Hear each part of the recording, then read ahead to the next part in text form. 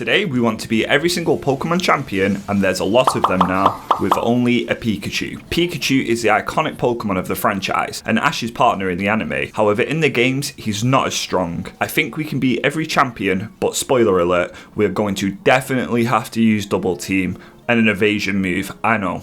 I expect Gen 4, however, to be a really rough one for us, so let's go into some brief rules. I'm only going to use Pikachu in battle.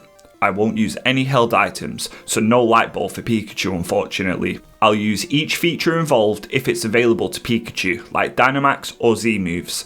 And finally, I'll try and stay at a reasonable level, but if we do need to level up to win, we will do so. And as a side note, I won't be playing remakes of the same champion, so if we play Red, we won't play Fire Red. So let's get started. First up is Pokemon Yellow, and we have the champion for this game, Blue. His Sandslash being his lead is a massive problem for us, but I have the perfect answer for that. Our Pikachu knows Surf. So we send out our chunky Pikachu and he leads with his Sandslash. We go for a Surf knowing it's super effective and we get the KO in one attack. Next up is Alakazam, and this thing has great special, so we don't quite take it out even with a critical hit Thunderbolt. So he retaliates with a Psybeam, doing decent damage, but we can take him out the following turn with another Thunderbolt. Next up is Executor. Our Slam isn't doing half, but we get the Paralyze on him, thankfully, and we get the Hacks, so he can't attack us this turn. We hit another Slam and we dodge Hypnosis, which could have been a run ender for us really, so the following turn we can take down the Eggplant with a Slam. Cloyster is out, but it's a water and ice type, so one super effective Thunderbolt is enough for him also. The Fox Pokemon Ninetale hits us for a weak quick attack as we do massive damage with a Thunderbolt and we get the critical hit, as it's tied to speed, meaning we can take him out next turn with a Body Slam. Finally, his last Pokemon, Jolteon. Electric versus Electric. We hit a Body Slam turn 1 for half as he hits us with a Pin Missile doing low damage. We take him to the red and paralyze him as we eat up another Pin Missile attack. Blue decides to full restore now, but our Slam is still doing half as he quick attacks us, putting us on only 71 HP. But a couple more Slams and we take down Jolteon, beating Generation 1. That wasn't too bad thanks to our Surfing Pikachu. Let's go to Generation 2. So in these games, Lance is the champion, and looking at his team for Pikachu, we match up pretty well. Gyarados is his lead, and from prior experience, I know he's going to set up a Rain Dance, which is exactly why we have the move Thunder. We can use turn 1 to set up a double team, boosting our evasion. Turn 2, we can take out the Water Dragon, that's not a dragon, with a 4x super effective Thunder. Out comes Dragonite, and these things have great bulk, so we don't quite do enough damage with a Thunder, although we do get the Paralyze on him. Dragonite Thunder Waves us now also, so we are slower and can miss turns. That's not good. We take out the first Dragonite, and out comes the second. He misses the Blizzard as we get Parahaxed. The rain disappears now, so we go for a Rain Dance as he hits a Blizzard for decent damage. Dragonite throws a Twister into our Pikachu's direction as we get hit by Hacks again. In return, we eat a massive Hyper Beam, taking us just to 11 HP, and our Thunder doesn't quite KO. I go for a move to take it down while he recharges, but we get Haxed again. I guess it's karma for our luck on Blue, meaning he can just Hyper Beam our Yellow Mouse out of existence. I'm sure if we come back with a few more levels, we can take out the Dragonite in one move. I hope. So we're level 70 now, and the fight goes like this. We use the exact same routine on Gyarados, allowing him to set up the rain for us, while we boost our evasion with a double team. We then take out the Water Snake with a Thunder. The moment of truth, are we a high enough level to take him out in one move? Honestly, watching the HP bar go down so slow makes me nervous, but thankfully, we do take him out. Moving on to his third Dragonite, and being the exact same level as his first mean he goes down in one move also. Now is his level 50 Dragonite. We go for a Thunder, but it's not doing enough damage to quite KO him as he hits an Outrage for decent damage. The rain disappears and we can't afford to miss a Thunder, so I set up a Rain Dance as he takes us to 81 HP with an Outrage. I went for a return to hopefully KO, but Lance full restores on our return, but it's still doing about half HP, so one more and the dragon falls over. Out comes Aerodactyl, but our Thunder does too much damage and he goes down as well. Finally is Charizard. It's our last turn of rain, we connect a move and it does enough damage for the Fire Dragon, that's also not a dragon, to fall, beating Generation 2. I expected to beat this first try, but I'll take a second attempt win. Let's move on to Generation 3. Now Generation 3, Steven is the champion. He has a lot of rock type Pokemon and some have great bulk, so we might have to rely on luck here. So Skarmory misses the Toxic, allowing us to boost our evasion. We don't have enough damage to take out his team in one move, I think, so this is our best play. We can get to nearly max evasion while Skarmory and sets up spikes. We can take it down then with a super effective Thunderbolt, and out comes Aggron. This doesn't have the best special defense, but we still don't do quite enough damage to take him out. He goes for an Earthquake and it lands, taking us all the way to 13 HP. This ain't good. Steven full restores him, but it's in vain as 2 more Thunderbolts take out his Aggron. Third is Metagross. If any of his Pokemon lands a move, we're done for. His attack does nearly half as he misses a Meteor Mash, thankfully. The next turn we get a higher roll and we can take him down. Cradily is out and I have Iron Tail. We land it doing just over half of his HP as he throws rocks at me and it lands, taking down our little Pikachu. We might have to be either a slightly higher level in order to do more damage to the Aggron. Attempt 2, we can get to a +6 evasion on Skarmory as it misses the Toxic. If it lands, we would not be able to win this fight. He hits a weak Aerial Ace and now we can take him down with a Thunderbolt. Out comes Aggron again and we still don't do enough damage for a KO on him. He goes for an Earthquake, but thanks to our evasion, this time he misses. Steven chooses to heal him up, but we get a better roll and take him out in one move the next turn. Metagross is up and we do half and get the Paralyze. We dodge another Earthquake as its Citrus Berry activates, healing him up. We go for another stab Thunderbolt and we take him down. Cradily is out and we miss our Iron Tail as he can't connect either. We hit the second time and get the defense drop as he still can't connect with us. We both miss again and I opt to go for a Thunderbolt, but you can see just how little damage we do to it with our special and him resisting. Steven full restores thanks to the misplay and we connect next turn, taking down the Cradily. Our Mardol is part rock type, so he suffers the same fate as Cradily and 2 Iron Tails takes out the bug, leaving just Claydol left. We know this thing has Earthquake, so if he lands one move, we lose. We land an Iron Tail, he misses his Earthquake, we land another Iron Tail, taking him to the red as he misses again. Steven heals him up, but 2 more attacks take him out. Honestly, if it wasn't for double team, we'd probably have to be extremely over leveled here, and Pikachu's move pool attacking wise are extremely shallow, so let's just move on to Generation 4. Cynthia's team has a major threat to us being Garchomp. Also, her Lucario and Togekiss both have accuracy evading moves in Aura Sphere. I'm going to be straight up, we have to be level 100 to even stand a chance, as this is a battle after Stark Mountain, meaning her Pokemon are at a much higher level, making this harder than it needs to be, and attempt after attempt we go down. Even with a +6 evasion, Spiritomb can just Dark Pulse us and it does over half. This was torture and took me so long to do. We have to get to a +6 on Spiritomb without being attacked, otherwise Garchomp comes out and just KOs us. Finally, after 42 attempts, we get this battle. We finally get an attempt where we can get to a +6 without being hit, so we start taking down the Spiritomb with 2 Thunderbolts. She sends out her Ace Garchomp next, and he lives a hidden power. He uses his berry to heal, but we dodge an attack, so we can take him out after. Then is her Lucario. We get a critical hit Thunderbolt, taking him out. Togekiss comes out, and we do solid damage with a super effective attack, and we get the Paralyze, but he lives and breaks through and hits an Aura Sphere for over half, because it doesn't matter what your evasion is, it'll always hit. We take it out the next turn, and then she sends out Milotic. It lives a Thunderbolt thanks to its great bulk, but misses a Miracle, so we can take it down as well. Finally is our last Pokemon, Roserade. We do solid damage with Return, taking her to the red. She connects an Energy Ball, and we barely hang on with only 9 HP. Cynthia full restores, but our returns do too much damage, so we take down Roserade, winning the fight. What a battle. I'm glad it's over, so let's move on to Gen 5. Gen 5 has 2 different champions. First up is Alder. His team is very diverse, with Bouffalant being the main threat here.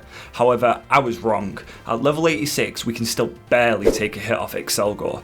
This is going to be another fight of being at the max level and trying to get evasion boosts. I can already feel it. I have no idea why I'm putting myself through this. Attempt 10 we actually get a good run. We set up a double team and we eat a Bug Buzz, taking us to only 90 HP. We double team again and Excelgor misses. We Thunderbolt for nearly a one shot, then I go for a Charge Beam on the full restore. We Charge Beam again and we get the special attack boost. We Charge Beam again and we get another boost. Then we can take out the Iselgor. Bouffalant goes down in one attack next, and then Escavalier falls to the same fate. Volcarona can't live an attack either, and he goes down too. Out comes Drudigon though, and this thing tanks a Thunderbolt and takes us out. I bet if we can either get a more special attack boost or a crit, we can beat this in hopefully less attempts than we did with Cynthia. After reaching attempt 31, I finally realised, if I would have got rid of Return, which I wasn't using anyway for Hidden Power Ice, I could have killed the Drudigon ages ago, but oh well, we get this battle. We finally have 6 evasions without being hit, so we can go for a Charge Beam, and we get the raise. Iselgor connects a Bug Buzz, taking us low. We Charge Beam him again for the knockout, and it puts us at a +2 special attack. We Charge Beam Bouffalant for over half.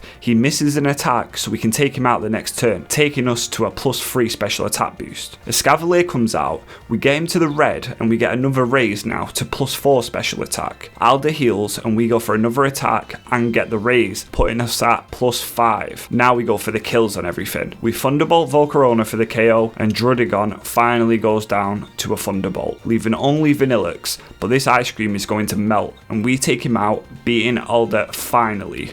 Now onto another brick wall. Iris. Iris's team is mostly dragon types, so we need a hidden power here. The problem is a lead Hydreigon. Our first attempt at level 92 doesn't go too bad. We get to max evasion on Hydreigon, and we take 2 Dragon Pulses that leave us in the yellow. If we hit him with a hidden power, we can take him to the red, so Iris on the next turn will heal him up. We go for a Charge Beam, and we get the special attack boost, so we can take him down next turn with a hidden power. Aggron goes down to 1 Thunderbolt due to his lack of special defense, and out comes Haxorus. He has a Focus Sash, so we need to dodge 1 move and we can probably sweep the whole team. However, we don't, and he hits us with an Earthquake, taking us down. I'll come back to you when I get a better run. It's the usual setup at the start. We go for a +6 in evasion, and then we can start attacking. After we hit a hidden power, Hydreigon connects a Dragon Pulse, taking us to 12 HP, and I'm thinking this run's over. On the turn she heals, we go for a Charge Beam to get a special attack raise. Then we can take out the Hydreigon with a hidden power. Aggron is still a one-shot to Thunderbolt, then is Haxorus. We take him down to the Sash, we hope for a miss, and he does, meaning we can take it out next turn. Next is Drudigon, and we can take him out as well in 1 hidden power. Lapras doesn't stand a chance. We fire off a huge Thunderbolt for the 1-hit KO, and the last Pokemon is Archeops, but being part Flying type, it can't stand to a Thunderbolt either. I can't believe we're over halfway there now. This is a pretty rough challenge. On to Generation 6. Diantha is the champion of Generation 6, and now we can use Mega Evolution. Nope, no Mega Evolution for you, Pikachu. She does have some threats though, like a little old Mega Gardevoir, and an actual T-Rex with Earthquake. I wish I could say I can switch up our move pool and strategy yet, but we just can't. We learn very little moves that can give us a strategy to even beat these champions. So our first run goes quite well. We managed to set up on Hawlucha, boosting our evasion as he sets up a Sword Stance, boosting his attack. 1 more evasion boost and he goes for a Flying Press, doing great damage. He connects again, taking us to only 48 HP. We start to dodge his moves now, and we can take him out in 1 Charge Beam, boosting our special attack in return. Tyrantrum goes down to just 1 hidden power, and Gudra comes out, but this thing is a bulky monster, and it tanks a hidden power to half HP. But thankfully, we dodge a Dragon Pulse, so we can take him out the following turn. Aurorus is next, so we have to go for a Thunderbolt here, which he also survives, but we dodge a Blizzard. Diantha full restores, so I go for a Charge Beam, but we don't get the boost. We take down the Ice Dinosaur the next turn. Galgeist is also weak to hidden power, so we can take it out in 1 attack. Finally is our ace, Mega Gardevoir. Our Thunderbolt takes it down to about 25% HP as she connects a Psychic and takes us down. If we get the boost on Aurorus, I think we win, so that's an unlucky first attempt. Let's go until RNG comes in our favour again. The very next attempt, we get this battle. Hawlucha misses a Flying Press, so we can start setting up. He eventually does connect an attack though, doing nearly half. We keep boosting as he boosts his attack even more. This is getting kind of scary, but we eventually get to a +6 evasion, and we can take him out with a Charge Beam at reasonably high HP as well. Tyrantrum is still a one-shot to a hidden power, which means Gudra comes out. He still tanks an attack, but he misses, meaning we can take him down the following turn. Ice Dinosaur is next, and he sets up a Light Screen, meaning our special attacks are going to do less damage now. This is where I take my chances though, and I go for a Charge Beam on the turn she heals him. We need the boosts. We can get a special attack boost, but we need more now with Light Screen in effect, so we attack with Charge Beaming again, and we get another boost. Now we can Thunderbolt and take him out. Galgeist, even with a Light Screen, goes down thanks to the free boost we've had. Her Mega Gardevoir is up now, and Light screen has wore off. With a +3 special attack, we can take her down, beating Generation 6, and it's time to fly to Alola. How is the person we fight to become champion here? And it's going to be a Pikachu versus Alolan Raichu showdown at the start. We have access to a Z move now, so let's see how we can fit this into our moveset. Also, we have a slight problem. In these games, Pokemon won't listen to us on over the level cap of 80, so we are capped with this now. Yikes. To save you the heartache of watching our little Pikachu go down over and over and over again, I'll show you the run we finally can get to a +6 evasion on his Raichu. And yes, it took me 27 attempts. This challenge so far has been something else.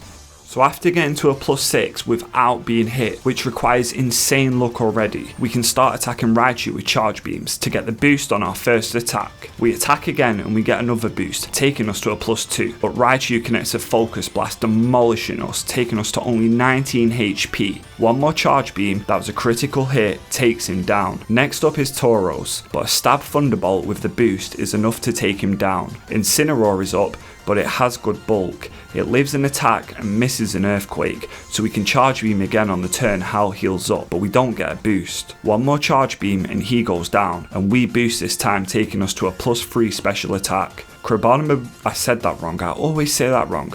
Carbonibble, I think we got there, is an easy one shot now with an attack, and he goes down as well. But he brings out Leafeon. He knows quick attack, and if he connects, it's over. He doesn't, and we can go for a Z move, Gigavolt Havoc, absolutely demolishing the Leaf Cat/Fox. His final Pokemon is Noivern. He outspeeds, but thankfully he misses, meaning one Thunderbolt takes him down. I'm glad that's over. Let's move on to the Switch games now, and Generation 8. The champion for Sword and Shield is Leon. I decide this is the time to bring back Surfing Pikachu here as we near the end of our run. The biggest issue is probably Haxorus with Earthquake, but we have access to a new move finally, Nasty Plot. So if we get lucky on an Aegislash, this should be easy, right? So his lead is Aegislash, and if we play it right, we can set up without going down. So turn 1 I go for a Nasty Plot, giving us a +2 to our special attack.